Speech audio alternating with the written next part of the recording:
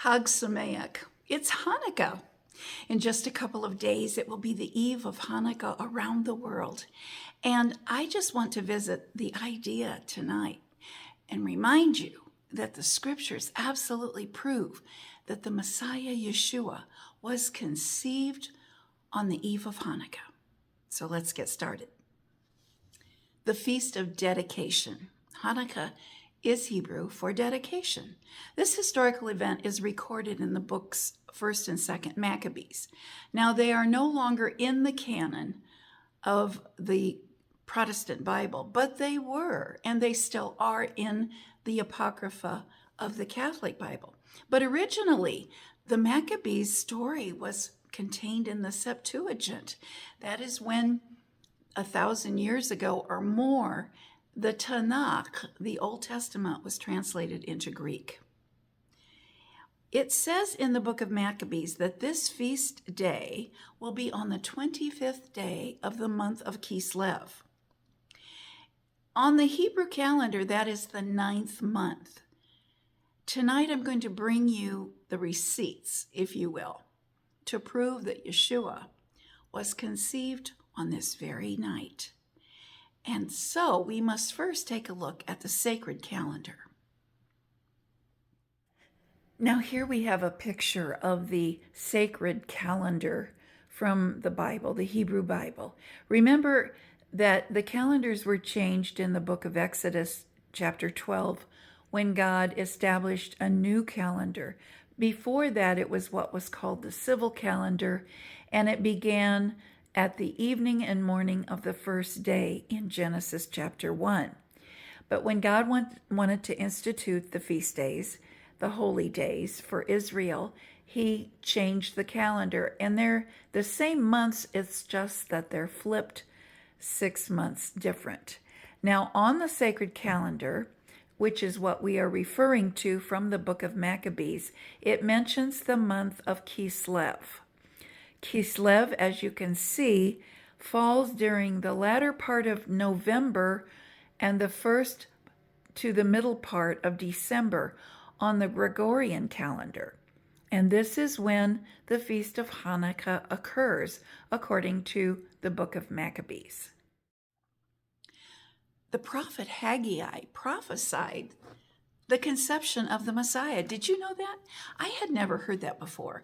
But let's take a look at what Haggai said, and we can dovetail and tie the loose ends together, and you will see that he prophesied the conception of the Messiah on the eve of Hanukkah. Haggai chapter 2. At this very moment when he said, "Consider now from this day and forward, from the 4th and 20th day of the 9th month, that is the 24th day of Kislev, is the seed yet in the barn? From this day I will bless you." Is the seed in the barn? What seed? What barn? Well, the word for barn in Hebrew in this passage is megura. It means a temporary abode. The seed here actually refers to a promise that God made to Adam and Eve as they were being cast from the garden. He said the seed of the woman would crush the head of the serpent. Genesis 3:15.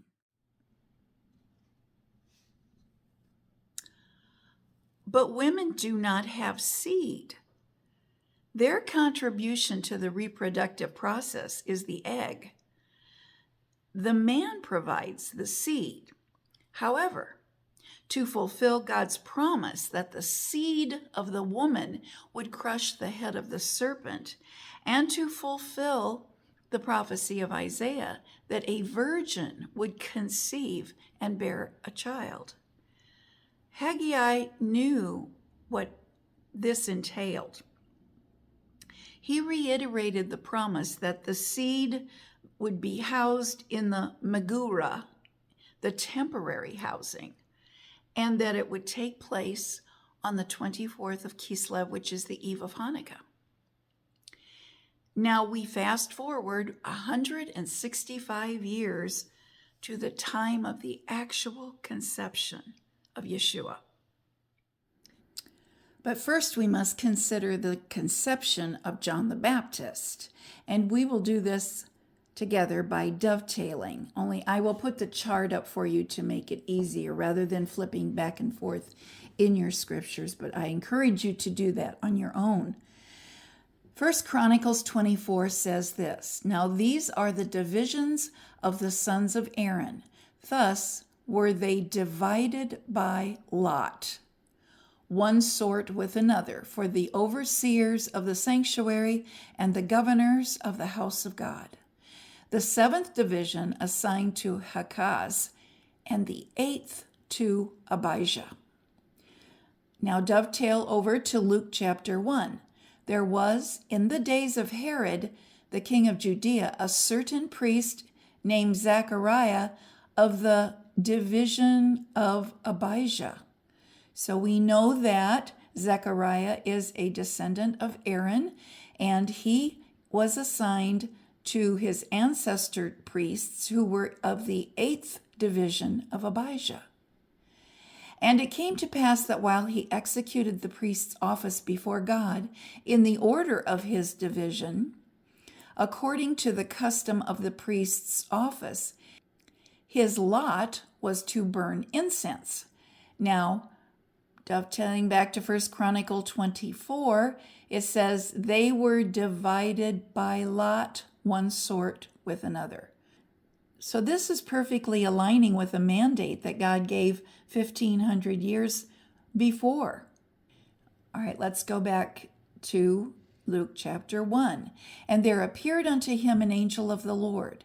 The angel said unto him, Fear not, Zechariah, for thy prayer is heard, and thy wife Elizabeth shall bear thee a son, and you shall call his name John."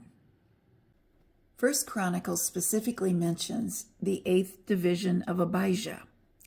When you add the various divisions and their timeline, which are delineated in Chronicles, starting in the month of Nisan, the 8th division of Abijah ministers in the temple during the month of Sivan, which is May-June on the Gregorian calendar. And from this, we now see that John the Baptist was conceived in the month of June because his father Zechariah was performing his priestly duties at the time of conception. So if Elizabeth is in the 6th month of her pregnancy, we can see from the sacred calendar that we are now in the month of Kislev, which is December, on the Gregorian calendar. And why is this significant? Well, we learned again that she conceived John the Baptist in the month of Sivan, and now it is the month of Kislev. And this is the month of Hanukkah, according to Maccabees, the Feast of Dedication. So what else happens at this time? Continuing on in the Gospel of Luke, chapter 1, beginning in verse 26, we see that when Elizabeth was in her 6th month of pregnancy, at the same time, the angel Gabriel was visiting Mary, and he announced that she too would conceive and bear a son, and that the Ruach HaKodesh, the Holy Spirit, would overshadow her, and she would conceive. Now, the word in Greek, overshadowed, is episkiazo. Episkiazo. It means to envelop in a haze of brilliance, to invest in preternatural influence. Now, this is a great description of the Holy Spirit, the Ruach HaKodesh. It's a haze of brilliance. He is the light, and he lights our way. He is the lamp unto our feet, so to speak. But it also says that it's an influence, and it's an influence of preternatural essence. What does that mean? It defies the laws of nature. So two things are evident here. Number one, the fact that the woman has a seed, and the fact that she conceives as a virgin. These defy the laws of nature, but it was prophesied long ago by Isaiah, by Haggai. He said the seed would be in the barn on the 24th of Kislev, the 9th month. It is the month of December. And finally, the scriptures are clear that Yeshua himself celebrated Hanukkah. It was the day of his conception, and he knew it. In John chapter 10, it reads, it was the Feast of Dedication, i.e. Hanukkah, and it was winter. It was Kislev. It was December. Yeshua was walking in the temple in Solomon's colonnade. The verse goes on to say that on this occasion, it was the very first time that he revealed himself to be the Messiah. Now, they didn't understand it, and he kind of chastised them that, when will you believe me? But nonetheless, these things all happened over the centuries, prophesied, fulfilled. The Feast of Hanukkah is the prophetic fulfillment of the conception and the revelation of the Messiah himself. So I bless you this holiday season. Have a wonderful Christmas. Happy Hanukkah.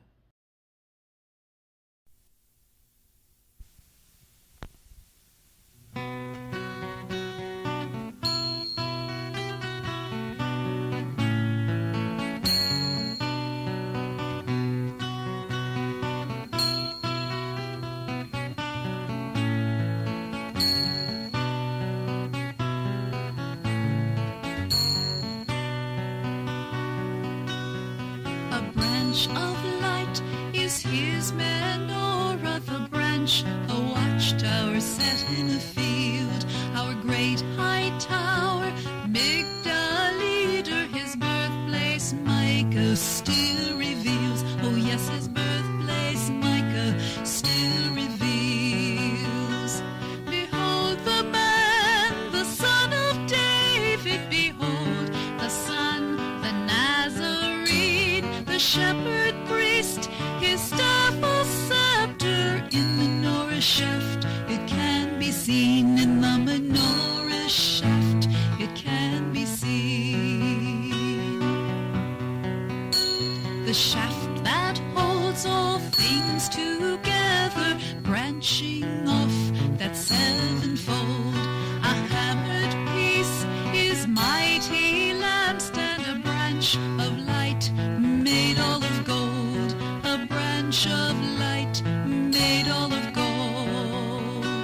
Behold the man in St. Luke's Gospel, the Son of Man, who came to save, the branch ablaze with just 9 candles, Hanukkah's witness that he gave, Hanukkah's witness that he gave.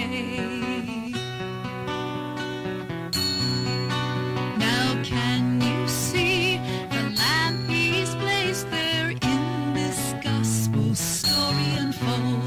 As angels sang at his first coming, Hanukkah's completed in glory bold. Hanukkah's completed in glory bold. Behold the man, Ben David, behold the son, the Nazarene, the shepherd priest, his staff a scepter in the menorah shaft.